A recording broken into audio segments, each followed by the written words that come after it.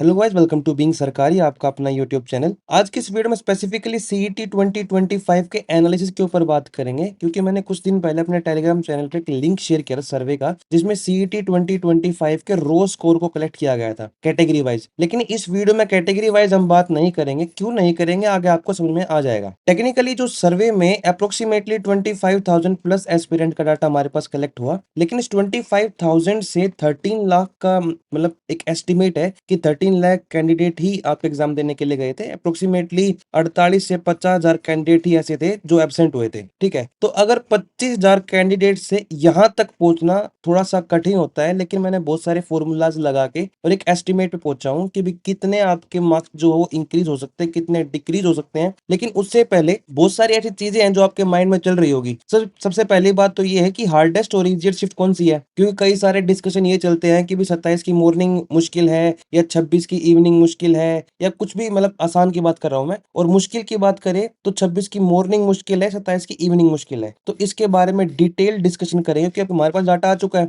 इससे साफ हो जाए भी कौन सी शिफ्ट कितनी ज्यादा मुश्किल है, कितने ज्यादा एवरेज स्कोर में फर्क है। ठीक है, दूसरा पॉइंट ये कि आपका नॉर्मलाइजेशन फॉर्मूला किस तरीके से अप्लाई होगा, क्योंकि बहुत सारी ऐसी स्पेकुलेशन फैली हुई है कि नॉर्मलाइजेशन के कारण आपका पेपर कैंसिल हो जाएगा, ये फलाना ढिमकाना। ऐसा नहीं होगा। एक्चुअली क्या है कि नॉर्मलाइजेशन किस तरीके से काम करता है फॉर्मूले के साथ, एग्जांपल के साथ आपको मैं समझाऊंगा। तीसरा क्या है कि एवरेज स्कोर क्या है। देखो, अभी पॉइंट तो क्या है कि जैसे कि एचएससी है, उसमें जो नॉर्मलाइजेशन होती है ना, अब फॉर एग्जांपल कोई टॉपर है, अब टॉपर जो है उसका जो स्कोर है वो 100 आ गया आउट ऑफ 200। ठीक है, अब इसके मार्क्स 120 हो गए बढ़ के। अब कोई लोएस्ट स्कोरर है जो आपके 50 आउट ऑफ 200 लेके आया है, तो इसके भी सेम मार्क्स, मतलब 20 इंक्रीज हुए हैं, तो इसमें भी 20 इंक्रीज होके 70 हो जाएंगे। मतलब ये कि आपके एसएससी के जो नॉर्मलाइजेशन सिनेरियो है उसमें सेम मार्क्स इंक्रीज होंगे। लेकिन एचएसएससी में ऐसा नहीं है, कि मैंने रीड किया है अच्छे तरीके से फॉर्मूला को, तो किस तरीके से काम करता है मैं आपको अच्छे तरीके से बताऊंगा। अब एवरेज स्कोर आपको क्यों पता होना चाहिए कि आपको ये हार्डेस्ट और इजीएस्ट का, और जो एवरेज स्कोर से हम एक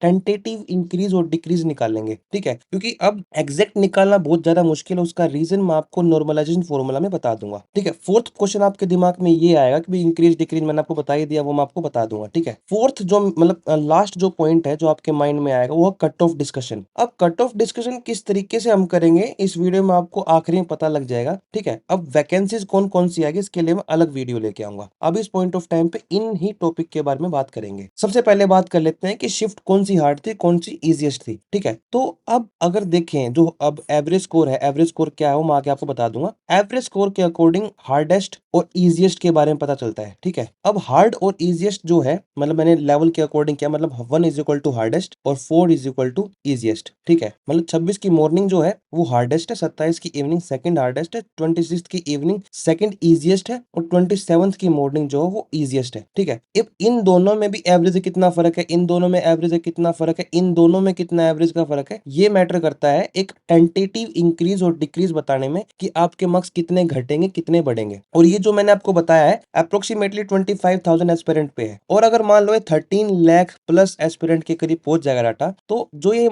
हार्डेस्ट लेवल है ना, मतलब डिफिकल्टी लेवल है, ये सेम टू सेम रहने के पूरे पूरे आसार है। और मैं ये मानता हूं कि 99.9999% आपके जो हार्डेस्ट लेवल है वो यही रहेगा, लेवल 1 2 3 4 आपके ये शिफ्ट का। ठीक है, अब इसमें चेंज क्या आएगा, वो सिर्फ एवरेज स्कोर पे आएगा। एवरेज स्कोर क्या होगा आगे आपको बता दूंगा। इससे पहले जो एवरेज स्कोर है उससे पहले आपको नॉर्मलाइजेशन फॉर्मूला के बारे में बता देता हूँ। सबसे पहले तो आपके परसेंटाइल चेक की जाती है। फॉर एग्जाम्पल आपकी 10th रैंक है आउट ऑफ 100 स्टूडेंट। ठीक है, मतलब कि 100% कैंडिडेट आपके एग्जाम देने के लिए गए, उसमें से आप 10% तक पहुंच गए। मतलब कि क्या होता है, 100 में से 10% घटा दो, मतलब कि आपके 90%, मतलब 90 परसेंटाइल है। इसका मतलब ये हो गया कि 90% कैंडिडेट से आप आगे हो। समझ रहे हो बात को। अगर मान लो आपके 50% है, आपके मतलब 50% लोगों से आप आगे हो, तो 100 में से आप 50 घटा लो, मतलब 50 परसेंटाइल आपकी, मतलब 50% कैंडिडेट आपसे पीछे हैं और 50% कैंडिडेट आपसे आगे हैं। अब इसमें 90% मतलब ये है कि 90% आगे है, मतलब 90% आपके पीछे है, इससे से 10 घटा दो, 10% आपसे आगे है। ये तरीका होता है परसेंटाइल निकालने का। इसमें ज्यादा मतलब आपको डीपली जाने की जरूरत नहीं है। जो मैथ का कैंडिडेट होगा इस चीज को अच्छे तरीके से समझ गया होगा। आप अगर मॉक देते होंगे तो आपको परसेंटाइल का फॉर्मेट दिखता होगा। वो परसेंटाइल इस तरीके से निकलती है जिस तरीके से मैंने आपको बताया। बाकी एक बार और मैं आपको बता देता हूँ। फॉर एग्जाम्पल आपकी 10th रैंक है आउट ऑफ 100 कैंडिडेट, ठीक है। अब 100 इसका परसेंटेज निकाल लो आप, मतलब कि 10 अपॉन में 100 इंटू में 100। अब ये आपका 10% आ गया। अब 100 में से आप 10% को घटाओगे तो आपका 90% आ जाएगा। ये आपका परसेंटाइल है। समझ रहे हो बात को? अब इसी तरीके से परसेंटाइल निकाल ली जाएगी। जैसे कि फर्स्ट शिफ्ट में जो 90th परसेंटाइल पे 82 मार्क्स है, 78 आपके सेकंड शिफ्ट में है, थर्ड शिफ्ट में 90 मार्क्स है, फोर्थ शिफ्ट में 93 मार्क्स है। अब नॉर्मलाइजेशन का जो फॉर्मूला वो किस तरीके से काम करता है कि जो 90th परसेंटाइल पे जितने भी शिफ्ट के जो कैंडिडेट हैं उनका जो स्कोर है उसकी एवरेज निकाल ली जाएगी। फॉर एग्जांपल 82 को सम करके 78 को सम करके, मतलब कि क्या होता है 82 प्लस में 78 प्लस में फ्लावर प्लस में ये, अब ये चारों का जो एवरेज निकाल लिया बाय में 4 करके, ठीक है। वो जो 10 जो आपकी एवरेज स्कोर आया ना वो आपका नॉर्मलाइज्ड स्कोर होगा। मतलब ये कि इस कैंडिडेट का भी नॉर्मलाइज्ड स्कोर 85.75 होगा, इसका भी, इसका भी, इसका भी, ठीक है। इसके मार्क्स घटे हैं, इसके मार्क्स घटे हैं, इसके मार्क्स बढ़े हैं, इसके मार्क्स बढ़े हैं। इस तरीके से आपका नॉर्मलाइजेशन स्कोर मतलब बनता है, ठीक है। अब कहने की बात यह है कि फॉर एग्जांपल कोई कैंडिडेट 95 परसेंटाइल पे है तो जितने भी शिफ्ट के 95 परसेंटाइल पे कैंडिडेट होंगे उनका स्कोर बिल्कुल सेम होगा। फॉर एग्जांपल मैंने आपको बताया कि इजीएस्ट शिफ्ट का क्या है, मैं इसको साफ कर देता हूं। अब देखो, अब इसमें मान लो कि आपका जो हार्डेस्ट है, इसमें आपके जो टॉपर है उसका स्कोर आपका 95 हो, इसमें भी आपका 93 हो, इसमें भी आपका 92 हो, इसमें भी आपका 91 हो, तो इन जो टॉपर है ना इनका स्कोर इसका एवरेज करके बिल्कुल सेम होगा। मतलब टॉपर का जो स्कोर है वो बिल्कुल सेम होगा। इसका मतलब ये है कि कोई भी टॉपर नहीं हो सकता है। अप्रोक्सीमेटली 4 टॉपर आपके होंगे। मतलब ये नहीं है कि सिंगल एक टॉपर होगा, 4 टॉपर होने के पूरे पूरे आसार हैं, जितना मैं समझ पा रहा हूँ। इसमें कुछ एक लैग हो सकते हैं क्योंकि मैं अभी सिर्फ और सिर्फ सीधा एनालिसिस करके और मैं आपके सामने वीडियो लेके आ रहा हूँ। इसमें कुछ एक पॉइंट ऐसे होंगे जो मैं वीडियो बनाने के बाद मेरे दिमाग में आएंगे बताने के लिए। मैं कमेंट सेक्शन में पिन कर दूंगा, आप कमेंट देखना, जरूर जरूर देखें, ठीक है। अब मैंने आपको बता दिया कि नॉर्मलाइजेशन किस तरीके से काम करता है। एक इलस्ट्रेशन और डाल रखी है। अगर 50th परसेंटाइल पे 65 आपके फर्स्ट शिफ्ट में है, 70 आपके सेकंड में, 76 आपके थर्ड में और 40 आपके फोर्थ में, तो इनका जो एवरेज करके जो 50th परसेंटाइल होगे ना वो आपके 62.75 आपके नॉर्मलाइजेशन स्कोर होगा, ठीक है। ये आपका सिनेरियो है नॉर्मलाइजेशन फॉर्मूले का, ठीक है। और होप करता हूं कि आपको अच्छे तरीके से समझ में आ गया। अगर नहीं आया तो आप बैक करके अच्छे तरीके से समझ सकते हैं। अब बात करते हैं परसेंटाइल के बारे में, ठीक है। मैंने आपको बता दिया परसेंटाइल किस तरीके से निकलती है, ठीक है। अब मैं आपको बताता हूँ, जैसे कि मैंने 25,000 प्लस एस्पिरेंट का डाटा कलेक्ट किया था, उसके अकॉर्डिंग 95 और 95 से अबो आपके 14 कैंडिडेट, 90 और 90 से अबो आपके 57 कैंडिडेट। इस तरीके मैंने परसेंटेज निकाली, परसेंटेज निकाल के आपका परसेंटाइल निकाल दिया, ठीक है। अगर आपके 50 स्कोर है तो आपकी जो परसेंटाइल है 4.3 परसेंटाइल रहेगी मेरे डाटा के अकॉर्डिंग, ठीक है। अगर मान लो सिर्फ क्वालिफाइड सिनेरियो को कंसीडर करते हैं तो परसेंटाइल आपकी इतनी ही बनने के पूरे पूरे आसार है। मतलब 50 या फिर 40 से नीचे वाले कैंडिडेट अगर काउंट नहीं होते हैं ना तो जो परसेंटाइल होगा वो इसी तरीके से आपको देखने को मिलेगी। हालांकि परसेंटाइल आपको नहीं दिखेगी क्योंकि एचएसएससी आपका जो स्कोर कार्ड है वो सिर्फ आपका नॉर्मलाइज स्कोर दिखाएगा, रो स्कोर भी नहीं दिखाएगा, ठीक है। तो जो नॉर्मलाइज स्कोर है वो आपको किस तरीके से निकलेगा मैंने आपको अच्छे तरीके से बता दिया है। और जो परसेंटाइल है, जैसे कि अगर आपके 70 मार्क्स हैं किसी भी शिफ्ट में तो आपके 87.8 परसेंटाइल आपके होने के चांसेस है, 66 मार्क्स है तो आपके 63.7 परसेंटाइल होने के चांसेस है, ठीक है। इसमें आपका 1 to 1.5 परसेंटाइल का डिफरेंस देखने को मिल सकता है। इसका मतलब ये है अगर आपका 80 स्कोर है तो आपकी जो परसेंटाइल है वो 95 से लेके 97 तक हो सकती है, ठीक है। अब इसमें वेरिएशन देखने को इसलिए इस करके मिल सकता है क्योंकि हमारे पास जो डाटा है वो 25,000 का है। अगर ये डाटा 30 लाख का होता तो मैं एग्जैक्ट आपको बता सकता था, लेकिन 25,000 का डाटा है तो हमको रेंज में बता सकते हैं कि इतने रेंज में आपकी परसेंटाइल रह सकती है या फिर इतने रेंज में आपके मार्क्स घट सकते हैं, इतने मार्क्स बढ़ सकते हैं। अब बात करते हैं जो मेन क्वेश्चन आपके माइंड में होगा कि भाई कितने मार्क्स आपके डिक्रीज हो सकते हैं, कितने मार्क्स इंक्रीज हो सकते हैं। अब देखो मैंने आपको बता दिया कि परसेंटाइल के अकॉर्डिंग आपके मार्क्स घटेंगे या बढ़ेंगे। अब हमारे पास क्या है, ओनली एवरेज स्कोर। परसेंटाइल तो हो नहीं सकती, परसेंटाइल मैंने आपको बता दिया, लेकिन परसेंटाइल का एवरेज स्कोर तो हमारे पास नहीं है। तो अगर एवरेज आपका इतना है, मतलब कि हमारे पास एवरेज पता लग जाता है, तो हमको एक रेंज हम कंसीडर कर सकते हैं कि आपके 5 से लेके 8 नंबर तक बढ़ सकते हैं, 10 से 12 तक घट सकते हैं या फिर 20 से 25 तक बढ़ सकते हैं। इससे में एक आइडिया लगा सकते हैं। अब मैं एक्यूरेट इसमें क्यों नहीं कह सकता, क्योंकि टेंटेटिव है, 70% चांस है कि भी आपके इतने ही आपके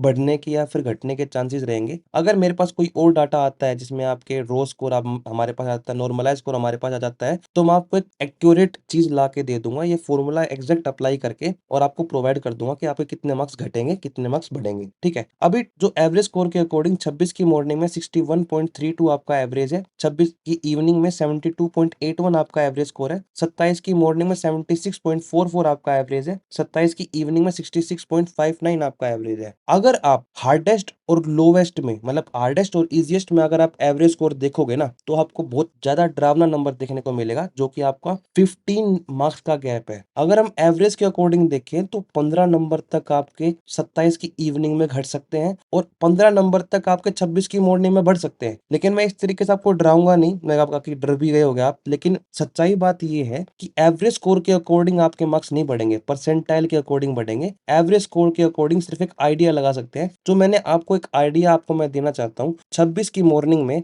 आपके 7 से 12 नंबर तक बढ़ सकते हैं। ठीक है, अब 7 से कम 7 तो आपके बढ़ेंगे, और मैक्सिमम 12 नंबर आपके बढ़ सकते हैं। 26 की इवनिंग में आपके 5 से 8 नंबर तक घट सकते हैं, कम से कम 5 नंबर तो आपके घटेंगे 100%। ये जो मैंने डाटा देखा है उसके अकॉर्डिंग आपका जो एवरेज स्कोर है वो बहुत ज्यादा डिफरेंस मेंटेन करके रख रखा है, और कम से कम आपके 5, ज्यादा ज्यादा आपके 8। ठीक है, 27 की मॉर्निंग की बात करें तो 7 से 12 नंबर आपके घट सकते हैं, 27 की इवनिंग की बात करें तो 5 से 8 नंबर आपके जो है बढ़ सकते हैं। इस तरीके से आपका एवरेज स्कोर के अकॉर्डिंग आपके प्लस और माइनस की वेरिएशन देखने को मिल रही है। और मैंने आपको अच्छे तरीके से बता दिया कि जो इसकी एक्यूरेसी 70% तक रहने के आसार है। हो सकता है कि मैंने 7 बता रखा है, इसमें 6 घटे, और हो सकता है इसमें 12 बता रखा है, इसमें 13 घट जाए। ठीक है, अब कुछ नहीं कह सकते इसके बारे में, टेंटेटिव हर कोई बताता है। अगर कोई एक्यूरेट आपको बता रहा है तो इसका मतलब वो आपको पागल बना रहा है, क्योंकि डाटा जो बोलता है वही हम बता सकते हैं। अगर डाटा हमारे पास एक्यूरेट हमारे पास अवेलेबल नहीं है, तो हम आपको सिर्फ और सिर्फ रेंज बता सकते हैं। कोई अंतर्यामी आपके पास यूट्यूब पे अवेलेबल नहीं है जो आपको एग्जैक्ट इन्फॉर्मेशन आपको प्रोवाइड कर सके। ठीक है, ये तो हो गया आपका एवरेज स्कोर का। मैंने आपको सब चीजें बता दी। फॉर एग्जांपल मैंने आपको बताया था कि हार्डेस्ट इजीएस्ट मैंने बता दिया, नॉर्मलाइजेशन फॉर्मूला आपको बता दिया, एवरेज स्कोर मैंने बता दिया, इंक्रीज डिक्रीज बता दिया। अब बात करते हैं कट ऑफ डिस्कशन के ऊपर। अब मैंने क्या देखा यूट्यूब पे कि कोई ग्राम सचिव की भी कट ऑफ बता रहा है, कोई पटवारी की भी कट ऑफ बता रहा है, कोई कलर की कट ऑफ बता रहा है। अब मुझे एक बात बताओ, कट ऑफ कब बनती है? सबसे पहली बात तो अगर आपके पास डाटा हो, स्कोर का डाटा हो। दूसरा,